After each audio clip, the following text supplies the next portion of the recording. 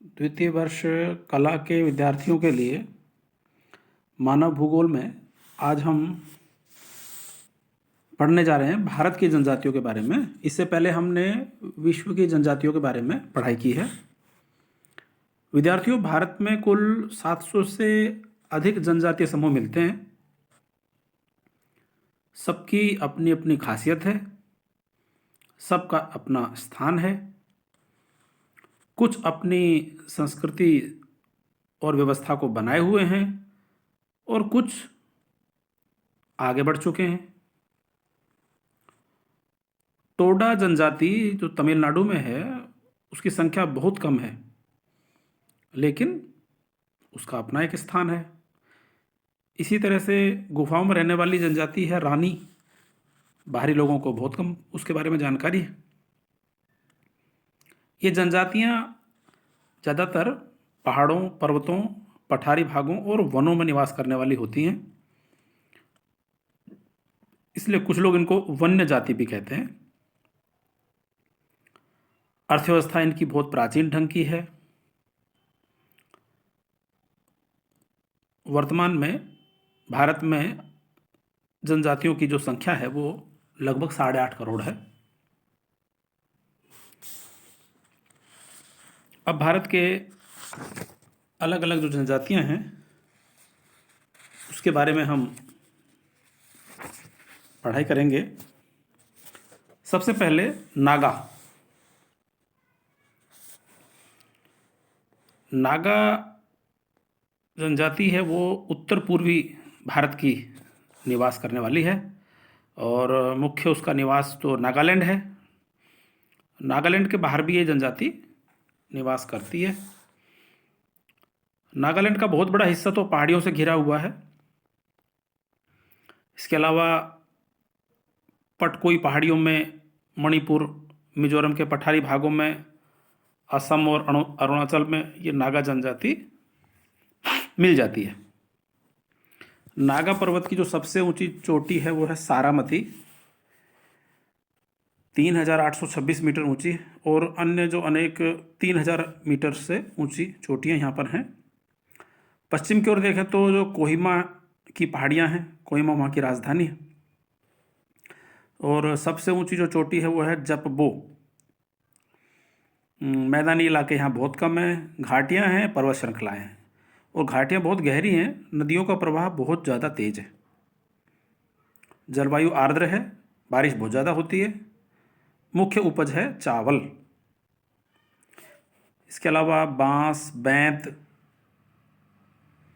और इमारती लकड़ी के जंगल बहुत ज़्यादा हैं यहाँ पर, और हिंसक जीव जंतु, विषैले कीड़े मकोड़े बहुत ज़्यादा मिलते हैं। मणिपुर, मिजोरम, त्रिपुरा और पर्वतीय क्षेत्र से लेकर के ब्रह्मा की अराकान पहाड़ियों तक, नागा पहाड़ियों के दक्षिण में कुकी, लशोई, लाखेर, चिन, ये सारी जनजातियाँ रहती हैं। और डाफला, मीरी, लपातई, डिहांग घाटी में पंगी, पद्मा, पासी, गलोंग, ये जनजातियाँ रहती हैं। तो कोई वास्तव में चीन, म्यांमार, असम, इन सब जगहों की जो जनजातियों में कोई खास इस तरह की क्लियर कट कोई रेखा ऐसी खींची हुई नहीं है। सांस्कृतिक रूप से एक जैसे लगते हैं, घनिष्ठ संबंध भी लगता है। नागा पहाड़ियों के जो निवासी हैं वे भारत की अन्य आदिम जनजातियों की अपेक्षा उच्च स्वर वाले हैं, और यूएसए की मिशनरीज पहुंचने से यहाँ की वेशभूषा और रहन सहन तो काफ़ी ज़्यादा बदल गए हैं। अब हम जानते हैं इनका उद्भव कैसे हुआ।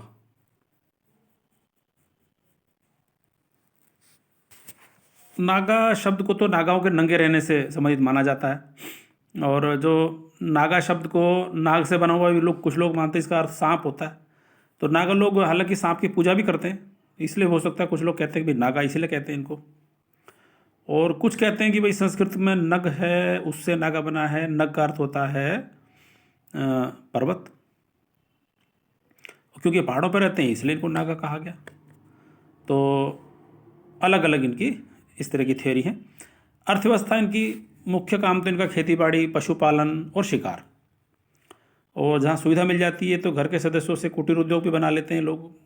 लेकिन शिकार, मछली पालना, खेती बाड़ी का काम है। अब देखिए, शिकार सबसे पहले देखेंगे हम। ये शिकार में प्रवीण है जाति, और पहाड़ी और मैदानी इलाकों में अलग अलग तरीक़ों से जंगलों से जानवरों को खदेड़ करके नदियों के खादर में लाया जाता है और भालों से उनको मार लिया जाता है। हथियार हैं तीर, कमान, भाला और दाव। सबसे ज़्यादा लोकप्रिय है दाव, जो दूसरे कामों में भी आता है। दाव जो है वो फरसे के समान होता है, और तीर पर जहर लगा करके मारना ये बहुत प्रचलित है। और जो शिकार के जो नियम हैं उसका नागा पालन करते हैं। खेती के समय ये शिकार नहीं कर सकते, तो अगर किसी को करना है तो गांव की सीमा के बाहर जा करके शिकार किया जाता है। खेती बाड़ी में देखें तो सीढ़ीनुमा खेत बना करके अब ये कुछ लोग खेती बाड़ी भी करने लग गए हैं। स्थानांतरित कृषि करते हैं, झूमिंग कृषि कहा जाता है इनको। इसमें जंगलों को काटा जाता है, साफ किया जाता है, और एक जगह पर 2 या 3 साल तक ही खेती करते हैं। बाद में लंबे टाइम के लिए उस ज़मीन को ये लोग छोड़ देते हैं, और फिर से झाड़ी उग जाती हैं, फिर से इसको साफ करके खेती करते हैं। तो सीढ़ीदार खेत बनाने से भूमि का जो अपर्दन, कटाव है वो रुक जाता है। सिंचाई के लिए तालाब और नहरों का उपयोग ये लोग करते हैं। ये कभी कभी बाग भी लगाते हैं, जो संतरा, सेब, नाशपाती, चाय इस तरह की भी पैदा करते हैं। इनकी मुख्य फसल है पहाड़ी धान, और चाय की जो झाड़ियाँ वो तो जंगली रूप में मिलती है यहाँ पर शुरू से ही। इनका कुटीर उद्योग अगर हम देखें तो कुटीर उद्योग के मामले में ये काफ़ी अच्छे माने जाते हैं। खेती बाड़ी के मामले में तो इतने ज़्यादा अच्छे नहीं हैं, लेकिन कुटीर उद्योग के मामले में इनको हम मान सकते हैं कि काफ़ी अच्छे ये लोग होते हैं। उसका कारण ये है कि खेती इनके कभी भी संस्कृति का हिस्सा नहीं रही है। इसके चलते ये लोग उसमें ज़्यादा समय नहीं गंवाते, बल्कि चाहते हैं कि हम दूसरे तरीक़ों से, यानी जिसमें हमने पाया जैसे कुटीर उद्योग के माध्यम से, अपना अवलंबन करें। इसमें छोटे छोटे करघों से कपड़े बुनते हैं। मोटा कपड़ा बनता है, सभी में नहीं है ये, लेकिन कुछ जगहों पर ये। और श्रम का विभाजन तो बहुत कठोरता से होता है। कुछ लोग कपास ही उगाते हैं, कुछ सूत ही काटते हैं, कुछ कपड़ा बनाते हैं, मिट्टी के बर्तन बनाते हैं, चटाइयाँ, टोकरियाँ बड़ी सुंदर सुंदर बनाते हैं ये। और लोहार को तो बहुत आदर से देखा जाता है, प्रत्येक गांव में रहता है। उसी का काम है औजार बनाना, वो औजार बनाता है। फिर इसके अलावा ये मछली भी पकड़ते हैं। अब आदिवासी इनका देखें तो ये पहाड़ी कटकों पर रहने वाले हैं, वहीं पर ये थोड़ी बहुत खेती बाड़ी भी अपनी करते हैं। ये एक चीज़ देखते हैं कि भाई जल का कोई स्रोत होना चाहिए, और थोड़ी सी उपजाऊ जमीन मिल जाए तो बहुत अच्छी बात है। औसत रूप में एक गांव में 200 से 300 तक के घर होते हैं, और ये मकान कभी कभी 2-2 छतों वाले होते हैं, 2 दरवाजे होते हैं। सामने का दरवाज़ा बड़ा होता है, पीछे का दरवाज़ा छोटा होता है। धनी नागा और घरों में सींग और कुर्रे लगाते हैं। दरवाज़ों पर बालों वाली खाल को भी लटकाते हैं। ये लोग नृत्य करते हैं, और वृत्ताकार ईंटों का इनका घर बना हुआ होता है। पश्चिम की तरफ कभी दरवाज़ा नहीं करते, क्योंकि उसे ठंडी हवा आती है। अब वेशभूषा देखें इनकी तो शरीर पर ये शेर, चीता आदि गुदवाते हैं पहले तो, और मेले ठेले में त्यौहार के टाइम में अच्छे कपड़े पहनते हैं। ये सिर के ऊपर सींग और पक्षियों के पंख भी बांधते हैं। स्त्रियां गले में कोड़ी, मूंगे, मोतियों की माला पहनती हैं। नागा लोग बहुत सारे जो है सिर पर टोपी भी पहनते हैं, और पशुओं के बालों की और बेलपत्तों की ये बनाते हैं। भोजन इनका है चावल। ज़्यादा चावल यहाँ तो नहीं होता, लेकिन ये शिकार और जंगल से जो कंदमूल वगैरह फल मिलते हैं उससे और उपयोग करते हैं। थोड़ा थोड़ा इसमें प्रथाओं में फ़र्क है। मारम जो नागा है वो सूअर नहीं पालते। टैंगर खुल नागा जो है वो बकरी नहीं पालते और दूध का प्रयोग नहीं करते। इस तरह से इनके कुछ विविधता मिलती है। सामाजिक व्यवस्था इस प्रकार की है कि परिवार की प्रथा है, खेतीबाड़ी में स्त्रियां भी हाथ बटाती हैं, लेकिन शिकार केवल पुरुष करता है। और हर गांव में एक मुखिया होता है, वो झगड़ों का निपटारा करता है। अपनी अपनी इनकी बोली है, अपनी अपनी पोशाक है, और झगड़ों को भी अपने आप ही निपटा लेते हैं। गोत्र उपगोत्र का भी ऐसा माना जाता है कि ये लोग मानते हैं। नागा लोग समूह में एक गांव से दूसरे गांव जाते हैं, और एक दूसरे को उपहार देने की भी प्रथा है इनमें। और नागाओं का युवा गृह होता है, मोरंग कहते हैं। उसमें सभी युवक युवतियाँ रहते हैं, नाच गाना वहाँ पर होता है, और समगोत्रीय विवाह नहीं होता। और विवाह के बाद ये माता पिता से अलग घर बना के रहने लग जाते हैं, और इस प्रकार से इनका जीवन चलता है। जब लड़के 6-7 साल के होते हैं तो मोरंग जाना प्रारंभ कर देते हैं, और नौजवारी होरी इनको कहा जाता है। और धीरे धीरे इस प्रकार से ईसाई मिशनरी यहाँ पर पहुँच गई, और इन सब नागा जनजाति व्यवस्था को बदल दिया। इनको ईसाई भी बना लिया गया, इन्होंने ईसाई धर्म अपना लिया है काफ़ी लोगों ने। और लेकिन फिर भी अपनी कुछ परंपरागत चीज़ों से जुड़े हुए हैं। ये बांस और लकड़ी की बहुत सारी चीज़ें बनाते हैं। ये बांस के बर्तन, मग, लकड़ी की चम्मच आदि बहुत इनकी अच्छी चीज़ें बनाते हैं ये। और विवाह के समय लड़की के संरक्षकों को कुछ धन देते हैं लड़के वाले, और दावतें होती हैं, नृत्य होता है। बाल विवाह नहीं होता इनमें। ये जादू टोनों में, देवी देवताओं में विश्वास करते हैं, और संसार के पंचभूतों के अलावा एक शक्ति को भी ये लोग मानते हैं। और धीरे धीरे इनमें बदलाव आ रहा है, नागा लोगों में इस प्रकार बदलाव देखा जा रहा है। दूसरी जो जनजाति हम पढ़ेंगे वो है खस। ये उत्तराखंड में मिलती है, देहरादून के जौनसार बावर क्षेत्र में। और टरोंच, टिहरी, दून की घाटी, पूर्वी सीमा जो यमुना नदी की बनती है यहाँ पर, यहाँ हिमालय और शिवालिक पहाड़ियों के बीच में ये हैं। ये लोग हिंदुओं से संबंधित लगता है कि ये हैं। हिंदू देवी देवताओं को तो मानते हैं, पूजा अर्चना भी इनकी मिलती है, लेकिन शुद्ध रूप से हिंदू नहीं कह सकते इनको। ये विश्वास में थोड़े अलग हैं, जादुई कला को मानने वाले हैं। इनके देवता का नाम है मुहसू, और कहा जाता है कि इनका स्थान जो कुल्लू घाटी में था, बाद में जौनसार बावर क्षेत्र में ये लोग आ गए। और भूमि यहाँ की अच्छी नहीं है, जगह जो है पथरीली है, चट्टानी है, खेती बाड़ी नहीं हो सकती, मुश्किल है, पानी टिकता नहीं है। खनिज संपदा जरूर यहाँ पर है, लेकिन इनके कोई खास काम के नहीं है। पेड़ यहाँ पर देवदार, चीड़, साल आदि के जंगल बहुत सारे हैं। यहाँ जीव जंतु बहुत मिलते हैं, चीता, भालू, लकड़बग्गा, सांभर, हिरन, जंगली सुअर, लोमड़ी। पालतू जानवर भी ये रखते हैं, भेड़, बकरी, गाय, सुअर, ये सब। इनका कोई प्रमाणिक लिखित इतिहास तो है नहीं, कहीं कहीं से अनुमान लगाए गए हैं। तो ये लोग, कुछ लोग कहते हैं कि काकेशस पर्वत से आके यहाँ बस गए थे। इनके बारे में विष्णु पुराण में और महाभारत में भी ऐसा लिखा हुआ है। तो ये एक प्रकार की जनजाति है जो कि इस इलाके में मिलती है। इसी प्रकार से एक महत्वपूर्ण जो जनजाति है गुज्जर। ये गुज्जर जो जनजाति है वो पश्चिमी हिमालय में रहने वाली है।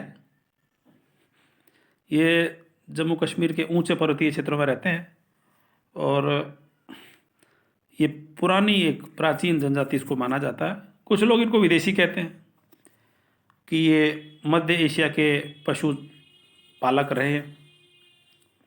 काला सागर और कैस्पियन सागर के मध्य गुर्जिया क्षेत्र है, वहाँ पर, वहाँ से ये आए हैं, कुछ लोग ऐसा कहते हैं। यहाँ के ये गुर्जिस यानी कि जॉर्जियंस के ये वंशज हैं, ऐसा कहते हैं। इनके निवास पर जूजर्स, कुछ लोग गुजर, गुर्जिस्तान और चौसक गुजर, के नाम से जाने जाते हैं। भारत की जो जनगणना है 1941 की, उसमें कश्मीर के गुजर जो है माना गया है कि बाहर से आए हैं। और राजस्थान और गुजरात के सतहसिया अकाल के बाद ये लोग जम्मू कश्मीर में जाके बस गए। और गुज्जर जनजाति फ़िलहाल तो जम्मू में, कश्मीर, राजौरी, रियासी और पुंछ, कठुआ में रहते हैं लोग। ये बहुत कठोर पर्यावरण में रहने वाले लोग हैं, विषम परिस्थितियों में रहते हैं। ठंड में ये लद्दाख की शीत में, ग्रीष्म ऋतु में पुंछ में आ जाते हैं, जम्मू की गर्मी में। और वर्षा भी यहाँ पर ठीक ठाक होती है। लद्दाख संभाग और कश्मीर घाटी और जम्मू में वर्षा होती है।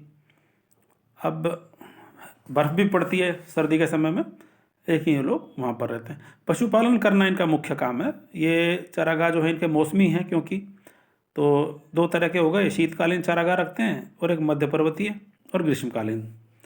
एक इस प्रकार से ये अपना समय बिताते हैं।